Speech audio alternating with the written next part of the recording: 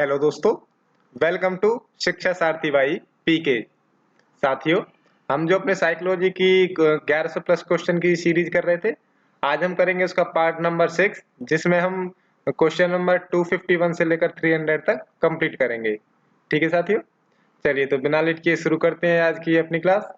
शुरू करने से पहले जिन भी साथियों ने अभी तक हमारे चैनल को सब्सक्राइब नहीं किया है, सब्सक्राइब कर लें और अपने दोस्तों के साथ भी हमारी इस वीडियो को शेयर करें, ताकि ज़्यादा से ज़्यादा जो साथी हैं हमारे इस वीडियो के साथ जुड़ सकें और जो 1100 क्वेश्चन की सीरीज हमने चला रखी है उसको पढ़कर और उससे अपनी प्रिपरेशन करके अपने एग्जाम में अच्छा स्कोर कर सकें। इसके अलावा हम आगे जो और सब्जेक्ट हैं टीचिंग से रिलेटेड, हिंदी, मैथ्स, ईवीएस, इनकी भी क्लास जल्दी स्टार्ट करेंगे। तो पहले अभी साइकोलॉजी का हम पार्ट थोड़ा सा कवर कर लेते हैं, उसके बाद हम और पार्ट्स भी स्टार्ट करेंगे। ठीक है साथियों, चलिए तो शुरू करते हैं आज की अपनी क्लास। तो देखिए, हमारा क्वेश्चन नंबर 251 है, अधिगम के लिए प्रथम शर्त क्या है? ए, सीखने वालों की अभिप्रेरणा, बी, सीखने वालों का मानसिक स्तर, सी, सीखने वाले की बुद्धि, या डी, सीखने वालों की अभिवृत्ति। तो जो ऑप्शन ए है आपका, सीखने वालों की अभिप्रेरणा, उनके पास जैसी भी अभिप्रेरणा होगी उसी के अनुसार वो अच्छा सीख सकते हैं। ठीक है, चलिए क्वेश्चन नंबर 252 है, अधिगम के लिए द्वितीय शर्त क्या है? सीखने वालों का मानसिक स्तर, सीखने वालों की बहु अनुक्रियाएं, सीखने वाले की बुद्धि, या सीखने वाले की अभिवृत्ति। तो 252 का आपका ऑप्शन क्या रहेगा? सीखने वालों की बहु अनुक्रियाएं, जैसी वो क्रियाएं करेंगे, जैसी उनकी अ, मानसिक स्तर के अनुसार जो भी क्रियाएं रहेंगी उनके अनुसार उनके सीखने की अच्छी शर्त रहेगी। ठीक है, क्वेश्चन नंबर 253 है, अधिगम के लिए तृतीय शर्त क्या है? सीखने वालों का मानसिक स्तर, सीखने वालों की बुद्धि लब्धि, सीखने वाले का पुनर्वलन, सीखने वाले का मन। तो जो आपका ऑप्शन नंबर सी है, सीखने वालों को पुनर्वलन किस प्रकार का प्राप्त हो रहा है, तो ये तीसरी शर्त रहेगी। ठीक है, क्वेश्चन नंबर 254 है, अधिगम के लिए चतुर्थ शर्त क्या है? सीखने वाले का अभ्यास, सीखने वाले का घर का माहौल, सीखने वाले की बुद्धि लब्धि, और सीखने वालों का मन। तो क्या है इसका आंसर? इसका आंसर है आपका ऑप्शन नंबर है, सीखने वाले का अभ्यास। वो किस तरह का अभ्यास कर रहा है, जो भी इसने सीखा है, जिस प्रकार का वो अभ्यास करेगा, जितना ज्यादा अभ्यास करेगा वो इतना ही जल्दी सीख सकता है। क्वेश्चन नंबर 255 है, अधिगम अपेक्षाकृत व्यवहार में स्थायी परिवर्तन है जो अभ्यास अथवा अनुभव के परिणाम स्वरूप होता है। यह परिभाषा किस मनोवैज्ञानिक ने दी है? तो ये आपको याद करना बोलिए या रखना कहिए। तो इसका आंसर क्या है आपका? ये दी है मॉर्गन ने। इसके लिए आपको ऑप्शन की जरूरत नहीं है, आप इसे डायरेक्ट याद करें। ठीक है, एक बार आप फिर से पढ़ लीजिए, अधिगम अपेक्षाकृत व्यवहार में स्थायी परिवर्तन है जो अभ्यास अथवा अनुभव के परिणाम स्वरूप होता है। ठीक है, किसने दिए? मॉर्गन ने। ठीक है, चलिए बढ़ते हैं अगले क्वेश्चन पर। क्वेश्चन नंबर 256 है आपका, अनुभव एवं प्रशिक्षण द्वारा व्यवहार में संशोधन ही अधिगम है। यह परिभाषा किस मनोवैज्ञानिक ने दी है? ए मॉर्गन, बी वुडवर्थ, सी गेट्स, और डी गिलफोर्ड। तो किसने दिए? ये दिए आपकी गेट्स ने। ये भी पिछले क्वेश्चन की तरह आपको रटना है। ठीक है, क्वेश्चन नंबर 257 है आपका, अधिगम आदतों, ज्ञान और अभिवृत्तियों का अर्जन है। यह परिभाषा किस मनोवैज्ञानिक ने दी है? ए मॉर्गन, बी क्रोएनक्रो, सी वुडवर्थ, डी गिलफोर्ड। तो किसने दी है? जो आपका ऑप्शन नंबर बी है, क्रोएनक्रो, ये आपका सही है। ठीक है, ये भी आपको रटना है। आप इनको बैक करके हमारे जो क्वेश्चन है इनको बैक देख सकते हैं। ठीक है, क्वेश्चन नंबर 258 है, व्यवहार के कारण व्यवहार परिवर्तन अधिगम है। यह परिभाषा किस मनोवैज्ञानिक ने दी है? ए क्रोएनक्रो, बी मॉर्गन, सी गिलफोर्ड, डी वुडवर्थ। तो ये किसने दी है? ये दी है गिलफोर्ड ने। ठीक है, क्वेश्चन नंबर 259 है आपका, पूर्व निर्मित व्यवहार में अनुभव द्वारा परिवर्तन ही अधिगम है। यह परिभाषा किसने दी है? तो ये दी है आपकी कॉल्विन ने। ठीक है, आज हमारी सीरीज में डेफिनेशन ही डेफिनेशन ज्यादा आ गई है। अधिगम व्यक्ति में एक परिवर्तन है जो उसके वातावरण के परिवर्तनों के अनुसरण में होता है।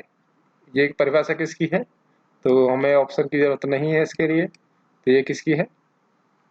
ये है पील की। ठीक है, चलिए क्वेश्चन नंबर 261 है आपका। निम्नलिखित में से किस मनोवैज्ञानिक का सिद्धांत सुव्यवस्थित व्यवहार का सिद्धांत के नाम से जाना जाता है? बर्कल, सीएल हल, कोहलर कोहलर या मन? तो ये किसको माना जाता है? ये माना जाता है सीएल हल को। ठीक है, सुव्यवस्थित व्यवहार का सिद्धांत। ठीक है, हल के नाम से। क्वेश्चन नंबर 262 है, चेतन, अर्धचेतन तथा अचेतन किसके अंग हैं? चेतना के, मस्तिष्क के, शरीर के या बुद्धि के? तो ये किसके हैं? ये हैं चेतना के। और ये भी आपको पता होगा ये किसने दिए, किसके द्वारा दिए गए थे। ठीक है, अगर नहीं पता है तो एक बार इसे आप खुद सर्च करें और इसे कमेंट करके जरूर बताएं। ठीक है, ये आपके लिए होमवर्क है। निम्न में से कौन सी पूर्व बाल्यावस्था की विशेषता नहीं है? पूर्व बाल्यावस्था की बतानी है इसमें। ठीक है, दल में रहने की अवस्था, अनुकरण करने की अवस्था, प्रश्न करने की अवस्था, खेलने की अवस्था। तो पूर्व बाल्यावस्था की कौन सी विशेषता नहीं है? तो खेलने की अवस्था नहीं है। ठीक है, ये पूर्व बाल्यावस्था के बाद स्टार्ट होती है। ठीक है, क्वेश्चन नंबर 264 आपका, व्यक्तित्व का पहला प्रकारात्मक वर्गीकरण प्रस्तुत किया? ए मन ने, बी शेल्डन ने, सी हिप्पोक्रेट्स ने या डी कैटल ने? तो किसने किया था? ये किया था हिप्पोक्रेट्स ने। ठीक है, अगला क्वेश्चन आपका क्वेश्चन नंबर 265, शूल द्वारा सीखने का सिद्धांत का प्रतिपादन किसने किया? ए थॉर्नडाइक, बी कोहलर, सी पेवलोव, डी वुडवर्थ? तो किसने किया था? ये किया था आपका कोहलर ने, जिन्होंने चिंपैंजी पर अपना जो परीक्षण किया था उसके बाद उन्होंने ये जो सिद्धांत है वो दिया था। यदि एक बच्चा 16 को 61 लिखता है तथा 6 को 6 और क के मध्य अंतर नहीं कर पाता तो यह क्या है? दृष्टि दोष, सीखने अक्षम, सी मानसिक दोष या डी मानसिक क्षय? तो ये क्या है? सीखने में अक्षम है बच्चा। ठीक है, यानी ये बच्चा उसको क्या है, जो हमने कुछ पिछली एक वीडियो में हमने पढ़ी थी कौन कौन सी बीमारियां होती हैं, डिसलेक्सिया, डिस्ग्राफिया। तो उस तरह की ये बीमारी है। जैसे 16 है तो उसको उल्टा पढ़ रहा है, वो 6 को और क के मध्यंतर नहीं कर पा रहा है। ठीक है, तो ये क्या, सीखने में अक्षम है बच्चा। व्यवहार में होने वाले स्थायी परिवर्तन जो अभ्यास के कारण होते हैं को कहा जाता है? ए सीखना, बी लिखाना, सी क्रिया करना या डी कल्पना करना? तो ये क्या है? सीखना। जो ऑप्शन नंबर ए है आपका, ये आपका ऑप्शन नंबर ठीक रहेगा। व्यवहार में होने वाले स्थायी परिवर्तन जो अभ्यास के कारण होते हैं उन्हें सीखना कहा जाता है। ठीक है, क्वेश्चन नंबर 268 है, घनिष्ठ मित्रता की प्रवृत्ति पाई जाती है शैशवावस्था में, बाल्यावस्था में, किशोरावस्था में या उपरोक्त सभी में? तो जो घनिष्ठ मित्रता पाई जाती है वो पाई जाती है किशोरावस्था में। ठीक है, इसमें जो सहसाथी होते हैं उसमें घनिष्ठ मित्र होते हैं। ठीक है, किशोरावस्था में। क्वेश्चन नंबर 269 है, चिंतन अनिवार्य रूप से है एक संज्ञानात्मक गतिविधि, मनोगतिक, मनोवैज्ञानिक परिघटना या डी भावात्मक व्यवहार? तो ये क्या है? ये है संज्ञानात्मक गतिविधि। ठीक है, क्वेश्चन नंबर 270 है, इनमें से कौन सा बाल विकास का सिद्धांत है? ए विकास परिपक्व अनुभव के बीच अन्योन्य क्रिया है की वजह से घटित होता है, बी अनुभव विकास का एकमात्र निर्धारक है, सी विकास प्रबलन तथा दंड के द्वारा सुनिश्चित किया जाता है या डी विकास प्रत्येक बच्चे की गति का सही ढंग से अनुमान लगा सकता है? तो जो आपका ऑप्शन नंबर ए है, विकास परिपक्व तथा अनुभव के बीच अन्योन्य क्रिया की वजह से घटित होता है। ठीक है, क्वेश्चन नंबर 271 है, जो बुद्धि सिद्धांत में सम्मिलित मानसिक क्रियाओं जैसे पराघटक और बुद्धि द्वारा लाए जा सकने वाले विविध रूपों जैसे सृजनात्मक बुद्धि को शामिल करता है वह है स्टर्नबर्ग का बुद्धिमत्ता का त्रिमंत्र सिद्धांत, बी बुद्धि का सावेट सिद्धांत, सी थर्स्टन की प्राथमिक मानसिक योग्यताएं या डी स्पिरमैन का कारक? इसका आंसर क्या रहेगा? इसका रहेगा आपका ऑप्शन नंबर ए स्टर्नबर्ग का बुद्धिमत्ता का त्रिमंत्र सिद्धांत। ठीक है, क्वेश्चन नंबर 272 है, अभिप्रेरणा चक्र के संदर्भ में निम्नलिखित में से कौन सा सही क्रम है? ए उत्तेजना, इनको ऑप्शन को आप एक बार रीड कर लें खुद ही। ठीक है, इनके लिए हम थोड़ा टाइम दे रहे हैं आपको।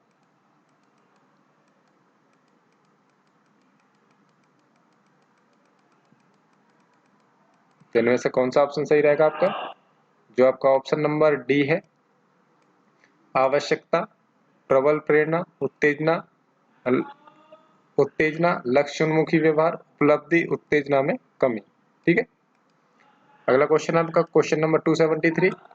शब्दों में अक्षरों के क्रम को पढ़ने में कठिनाई का अनुभव करना और अक्षर चाक्षुष स्मृति का ह्रास डैश से संबंधित है। ए डिस्कैल्कुलिया, डिस्कैल्कुलिया जो होता है ये मैथमेटिकल के लिए होता है। डिस्ग्राफिया, ये होता है डिस्ग्राफिया, लिखने की प्रॉब्लम होती है। डिस्प्लेक्सिया या डिसलेक्सिया, डिसलेक्सिया में जो आपने एक मूवी देखी होगी तारे जमीन पर, उसमें जो बीमारी होती है बच्चे को डिसलेक्सिया ही होती है, और वही आपकी यहाँ पर ऑप्शन में सही है। ठीक है, क्वेश्चन नंबर 274 है, निम्नलिखित में से कौन सा समाजीकरण की निष्क्रिय एजेंसी है? ए परिवार, इको क्लब, सार्वजनिक पुस्तकालय या डी स्वास्थ्य क्लब। तो जो सार्वजनिक पुस्तकालय है यह आपकी सामाजिकरण की निष्क्रिय एजेंसी मानी जाती है। ठीक है, इसको आप रट लें, याद कर लें। जीन पाजे मुख्य रूप से किसके अध्ययन के लिए जाने जाते हैं? भाषा अध्ययन, यौन विकास, संज्ञानात्मक विकास या सामाजिक विकास। तो किसके जाने जाते हैं? ये जाते हैं संज्ञानात्मक विकास के लिए, जिसमें उन्होंने 4 अवस्थाएं बताई हैं। ठीक है, प्याजे की कौन सी अवस्था का संबंध अमूर्त तार्क चिंतन से है? संवेदीगामक जो पहली अवस्था है, पूर्व संक्रियात्मक, अमूर्त संक्रियात्मक या मूर्त संक्रियात्मक। तो कौन सी है? ये है अमूर्त संक्रियात्मक, जो तीसरी अवस्था है उसको उन्होंने माना है। ठीक है, प्रश्न नंबर 277 आपका, निम्नलिखित में से कौन सा रचनात्मक मूल्यांकन के लिए एक उचित उपकरण नहीं है? प्रदत्त कार्य यानी असाइनमेंट, मौखिक प्रश्न, टर्म टेस्ट या क्विज एवं खेल। तो जो प्रदत्त कार्य है या असाइनमेंट है ये आपके लिए एक उचित उपकरण नहीं माने जाते। ठीक है, जिससे रचनात्मक मूल्यांकन हो सके। क्वेश्चन नंबर 278 है, जब बच्चा फेल होता है तो इसका तात्पर्य क्या है? बच्चे ने उत्तरों को सही तरीके से याद नहीं किया? नहीं, ऐसा नहीं बोल सकते हम। बच्चे को प्राइवेट ट्यूशन लेनी चाहिए थी, इसके लिए तुम बिल्कुल नहीं कह सकते। व्यवस्था फेल हुई है, ये जरूर बोल सकते हैं हम कि व्यवस्था फेल हुई है, बच्चा फेल नहीं हुआ उसमें।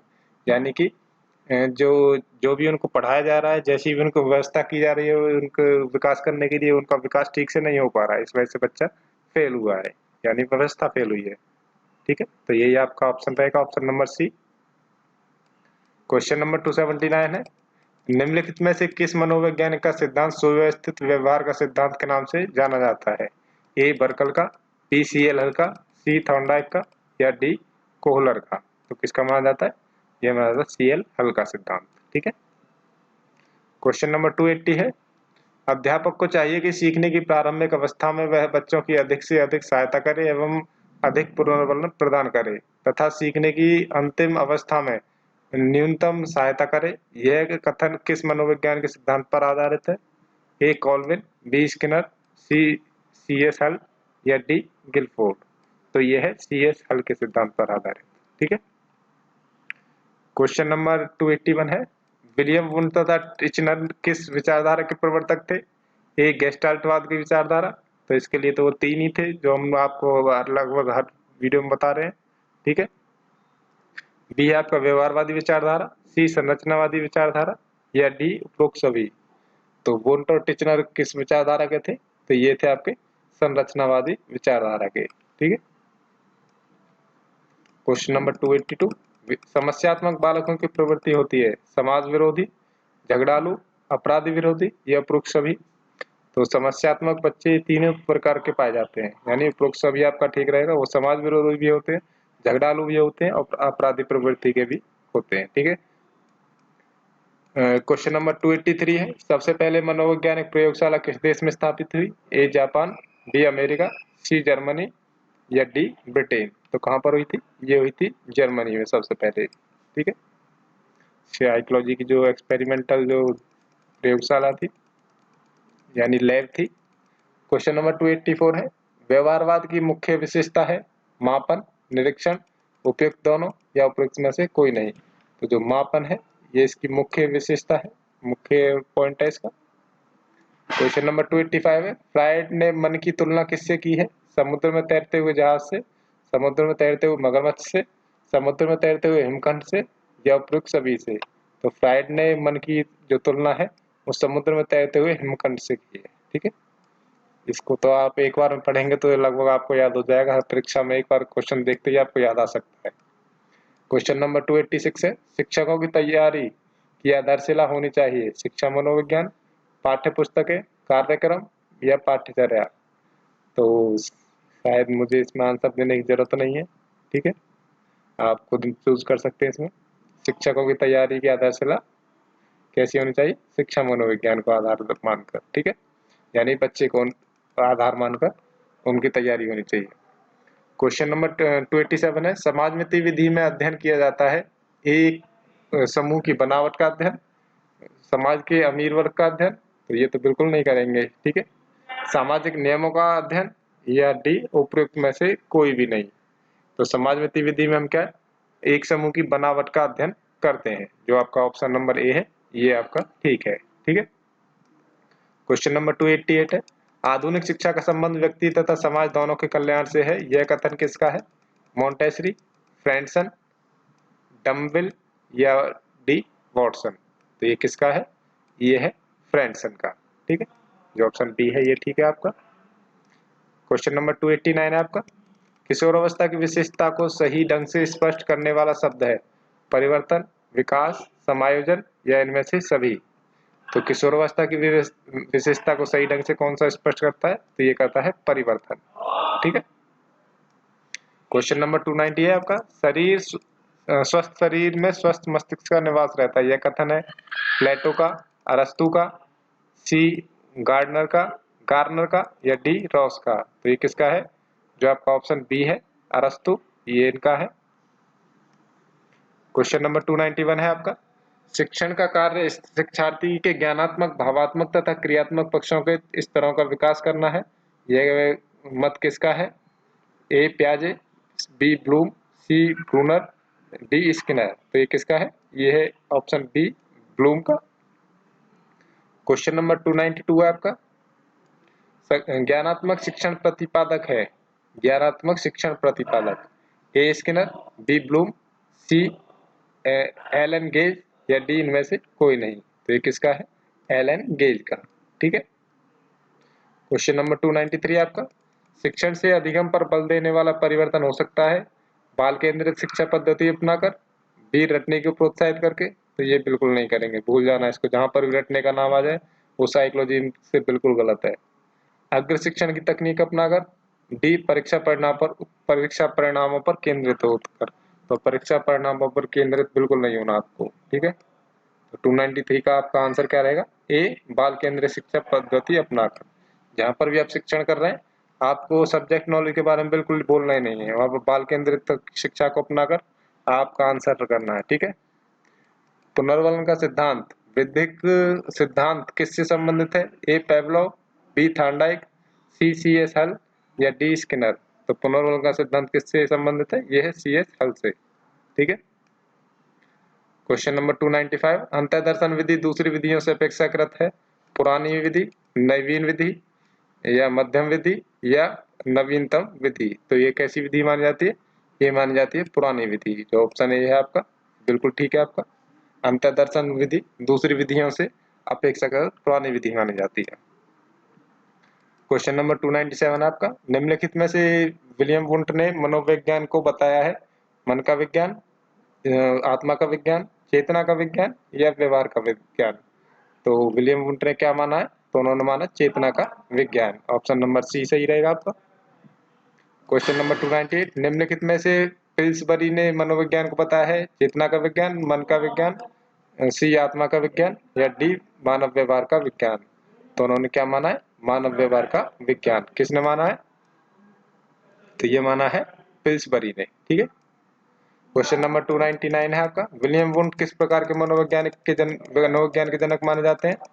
प्रयोगात्मक मनोविज्ञान, बी विकासात्मक मनोविज्ञान, सी तुलनात्मक मनोविज्ञान या डी उपयुक्त सभी। तो विलियम वुंट किस प्रकार के मनोविज्ञान के जनक माने जाते हैं? तो ये माना जाता है प्रयोगात्मक मनोविज्ञान। ठीक है, आज का आखिरी क्वेश्चन आपका 300, पेवलोव ने मनोविज्ञान के सिद्धांत का प्रतिपादन किया, ए प्रयोगात्मक अनुकूलन सिद्धांत के, बी चिरसम्मत अनुकूलन सिद्धांत के, सी अंतर्दृष्टि सिद्धांत के या डी सूझ के सिद्धांत के। तो उन्होंने क्या माना है?